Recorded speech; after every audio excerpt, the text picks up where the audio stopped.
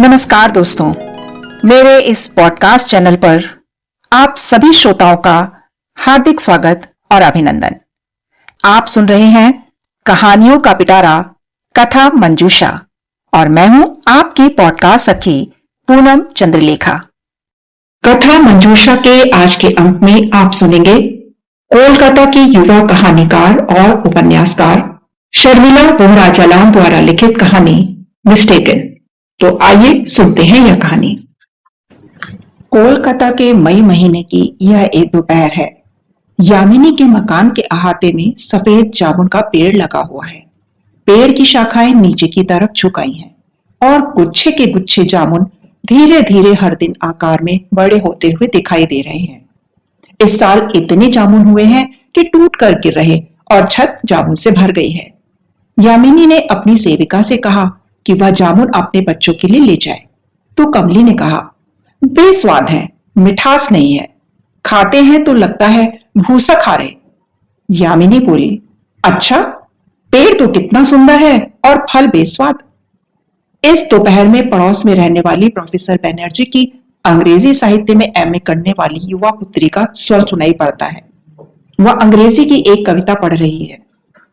I smiled at you because I thought that you were someone else. You smiled back, and there grew between two strangers in a library something that seems like love, but you loved me, if that's the word, because you thought that I was other than I was. And by, we found we had been mistaken all the while. From that first glance, the first mistaken smile. इस कविता से यामिनी को रोहिणी की याद आती है। एक बार उसने यह कविता उसे सुनाई थी। रोहिणी, ओह, यामिनी कहीं खो जाती है। रोहिणी के जीवन में कई अंधेरे थे। उन अंधेरों ने उसे अवसाद दिया था। उस विषाद से बचने के लिए, अपनी तमाम असफलताओं, निराशाओं को भूलने के लिए, उनके साथ जीने के लिए वह कभी कभी अपने पहनने ओढ़ने के शौक को पूरा करती थी। उसे शौक था गहरे रंग के मेकअप करने का और अति आधुनिक कपड़े पहनने का, जो कभी कसे हुए तो कभी छोटे भी होते थे, जिसमें थोड़ा बदन भी दिखता था। जब वे दोनों साथ कहीं जाती तो यामिनी को उसके साथ चलते हुए लगता था आसपास वाले उसे अजीब तरह से देख रहे हैं। एक बार दोनों कोलकाता के खिदिरपुर मार्केट से सामान खरीद रही थी। तभी देखा एक संभ्रांत अधेड़ व्यक्ति रोहिणी को देख रहा है। रोहिणी को पता ही नहीं चला, पर यामिनी समझ गई कि वह उसका पीछा कर रहा है। उसने उसे पिक मी गर्ल समझा। वह जहां जहां जा रही थी वह उसके पीछे पीछे जा रहा था। किसी तरह यामिनी ने रास्ता बदलकर रोहिणी को बचाया और वहां से उसे निकाल कर ले गई। उस दिन यामिनी जितनी नर्वस हुई उतनी कभी नहीं हुई। यामिनी की उम्र ही क्या थी उन दिनों, 21 वर्ष की थी। रोहिणी की उम्र थी 20। दोनों मित्र थी। रोहिणी तीक्ष्ण बुद्धि की मेधावी लड़की थी, जो तेज तो थी पर नर्वस बहुत होती थी, और इसी कारण वह हर बार परीक्षा में बैठने से पहले परीक्षा न देने के तरह तरह के बहाने ढूंढा करती थी। किसी तरह से उसने बीए प्रथम वर्ष की परीक्षा पास की, पर फाइनल परीक्षा अत्यधिक घबराहट के कारण नहीं दे पाई। उसके घर का वातावरण अजीब सा था। वहां कोई समस्या थी जिसके बारे में उसने कभी नहीं बताया।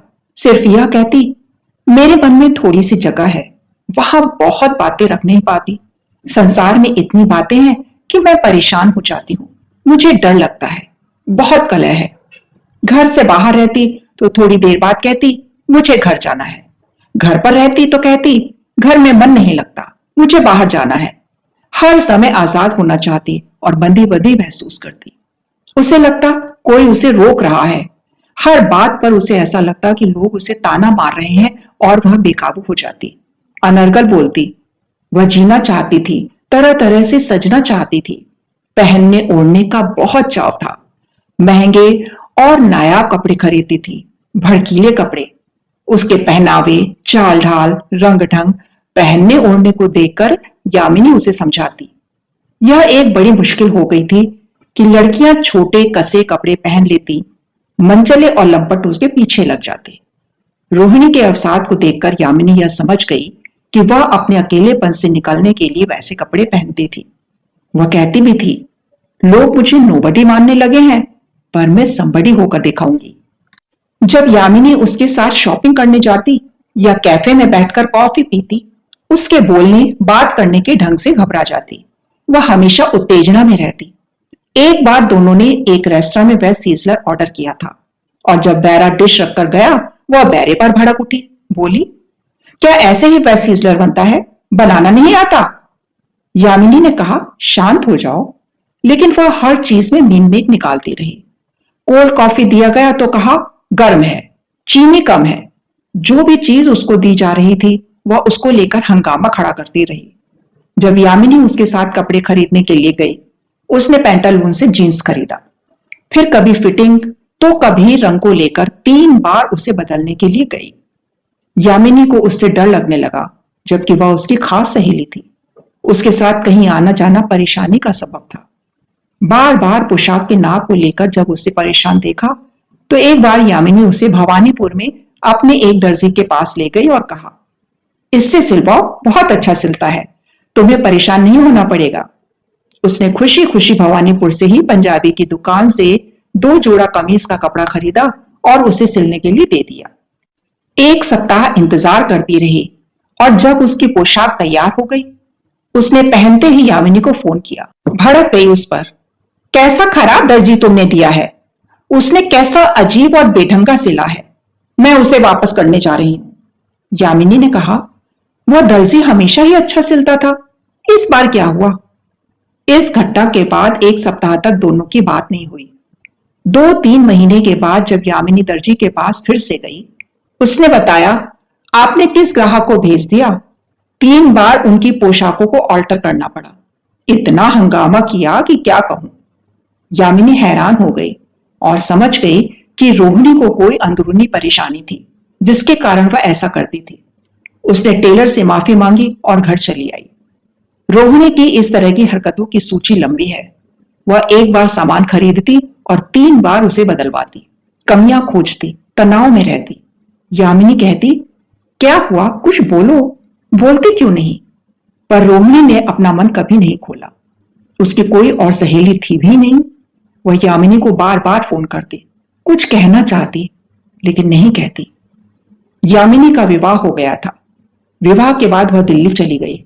रोहिणी से संपर्क छूट गया। यामिनी अपने संसार में व्यस्त हो गई। लगभग 15 साल के बाद उसे पता चला कि रोहिणी नहीं रही। ओह, क्या हुआ उसे? कैसे? क्या कोई बीमारी हो गई थी? उसके साथ क्या हुआ? उसे समझ में नहीं आया। वह पूरे दिन उसके बारे में ही सोचती रही। रोहिणी गुलाटी और यामिनी सिंह का साथ सिर्फ कुछ सालों का ही था। दोनों एक साथ बागवानी का कोर्स करने के लिए गए थे और उसी दौरान उससे मिलना हुआ था और बाद में उसके साथ शॉपिंग करना, फिल्म देखना, कैफे में बैठना और वहां से बिना खाए चले जाना होता रहा। पर यह सिलसिला यामिनी के विवाह के बाद टूट गया। दिन रात यामिनी यही सोचती कि रोहिणी को क्या हुआ होगा। जब वह उसके घर गई, उसकी बहन मिली। उसने उसे एक डायरी थमा दी और यह कहा कि आपको तो पता ही होगा, वह पिछले कुछ वर्षों से एक जॉब में थी। नृत्य और संगीत का यह सांस्कृतिक संस्थान था। उसकी रिसेप्शनिस्ट थी। उसे क्या हुआ यह मत पूछिएगा, पर यह उसकी एक डायरी है जो उसने मुझे दी थी और कहा था कि जब आप आए तो आपको दे दूं। यह कहकर उन्होंने यामिनी को नमस्कार किया और विदा कर दिया। यामिनी ने घर जाकर उसकी डायरी को जब कांपते हाथों से खोला तो उसके ऊपर पहले पृष्ठ पर लिखा था, एक अविवाहित स्त्री की डायरी। उसे पढ़ने लगी तो उसमें ये बातें दर्ज मिली। एक अविवाहित स्त्री की डायरी में लोग उसके प्रेम को खोजते हैं, पर एक अविवाहित स्त्री की डायरी में उसके जीवन का हिसाब किताब भी होता है। बैंक जाना, पैसे निकालना, घर का ईएमआई देना, कहां कितने पैसे इन्वेस्ट किया उसका हिसाब किताब रखना, बिजली पानी के खर्च देना और राशन सब्जी फल का हिसाब रखना, दवा के बारे में सोचना। एक अविवाहित स्त्री के जीवन का बहुत सारा समय बैंक जाने, अपना हिसाब रखने में ही चला जाता है। एक अविवाहित स्त्री जैसे ही महीना पूरा होता है, अपने फोन पर बैंक के मैसेज देखती है कि कब बैंक में पैसे आए और कितने आए, कितने कटे, कहां कटे। पूरे महीने का हिसाब कैसे संभालना और रखना है, यह सारी डिटेल्स उसकी डायरी में होते हैं। एक अविवाहित स्त्री जब रात में किसी जलसे में जाती है तो लौटते समय वह कैसे लौटेगी? घर तक उसे कौन छोड़ेगा? यातायात के साधन के बारे में पहले सोचती है। इन सब के बारे में डायरी में कभी नहीं लिखती। एक अविवाहित स्त्री अपने बीमार होने से घबराती है। जब उसके पैर में दर्द होता है तो वह डॉक्टर के पास जाकर अपने लिए दवा लाती है और पहले ही अपना पूरा प्रबंध कर लेती है। पर यह सब बातें वह डायरी में दर्ज नहीं करती। यामिनी डायरी पढ़कर सोचने लगी थी, रोहिणी ने यह मुझे देने को क्यों कहा? आखिर वह मुझे क्या कहना चाहती थी? वह क्या अकेले रहने लगी थी? इसके बारे में तो कुछ नहीं पता और उसकी बहन ने भी कुछ नहीं बताया और ऐसा रूखा मुंह बनाया कि उसे कुछ पूछा भी नहीं जा सकता था। उसकी बहन ने भी लगता है विवाह नहीं किया। यामिनी डायरी के पन्ने पलटने लगी। इसमें और क्या है? उसे कुछ और नहीं देखा। अंत के पन्ने पर मिस्टेकन कविता दर्ज थी। यामिनी के अंदर उसकी रूह बसने लगी। अब वह एक प्रतिष्ठित काउंसलर थी जो शौकिया कभी कभी प्लेन चैट करने का जोखिम भी उठाया करती थी। बार बार रोहिणी की याद आने पर उसका मन हुआ कि वह उससे बात करे, पर यह कैसे होगा? उसने रोहिणी की आत्मा को बुलाने का अभ्यास शुरू किया। दिल्ली लौटकर जब यामिनी को काउंसलिंग के बाद समय मिलता, एकांत में बैठना शुरू किया और आंखों को बंद कर अपनी सेविका कर रोहिणी को बुलाया। कुछ दिनों के प्रयास के बाद प्लेन चैट करने के लिए उसके सामने रोहिणी थी। यामिनी ने उससे पूछने के लिए कुछ सवाल लिख लिए थे। उससे बात करना शुरू किया। रोहिणी, तुम कैसे हो? उसने कोई जवाब नहीं दिया। उसकी समुद्र सी गहरी आंखें यामिनी को अपनी सेविका में दिखाई पड़ी। उसका बुझा उदास चेहरा, उलझे उलझे से बाल दिखे। उसका मन विचलित हो गया। तुम कितना हंसती थी। लगता था हंसी तुम्हारे होठों पर बादलों की तरह लटकी हुई है और जब तब बरस पड़ेगी। तुम कितना उछल कूद करती थी, खेलने में हमेशा प्रथम आती। अब रोहिणी बोल पड़ी। हाँ, प्रथम आती थी। मुझे अच्छा लगता था उछलना, खेलना, दौड़ना, स्कूल के वार्षिकोत्सव में नाटक में भाग लेना, पाक कला में प्रथम आना। मैं बातूनी लड़की थी। मैं कक्षा के दौरान चिट पर संदेश लिखकर बगल वाली लड़की से बातें किया करती थी। मैं पूरा डेस्क लिखकर भर देती थी और क्लास टीचर से डांट खाती थी।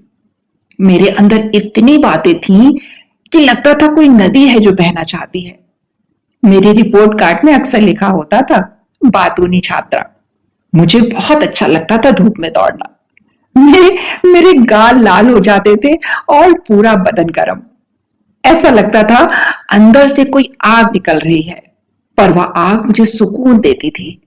मेरे जीवन के सबसे अच्छे दिन थे मेरे स्कूल के दिन। ऐसा कह रोहिणी चुप हो गई। यामिनी ने पूछा, तुम्हारे घर में कौन कौन था? हम कई भाई बहन थे। काका के कोई संतान नहीं थी। वे शाम का अपना बहुत सारा समय गुरुद्वारे में बिताते थे। बाबा कहते, काका की बात सुना करो। काका बहुत गुस्सा करते थे। हम सभी को खूब डांटते थे। बाबा के इतनी संतानें थीं, इसलिए डांटते रहते, और काका को कोई संतान नहीं थी, इसलिए डांटते थे। बाबा और काका दोनों ही अच्छे नहीं थे। भाई भी काका जैसा हो गया। ऐसा कहकर रोहिणी चुप हो गई। यामिनी ने कहा, बोलो। कुछ देर बाद वह बोली, मैं पड़ोस में रहने वाली काकी के घर जब मनोचाट होता चली जाती थी। वहीं उससे मिली। वह काकी के कॉलेज जाने वाले बेटे का दोस्त था, बंगाली क्रिश्चियन। खूब किताबें पढ़ता और कविता सुनाता था। उसने नौकरी करने के बीच मेरे मन में डाले।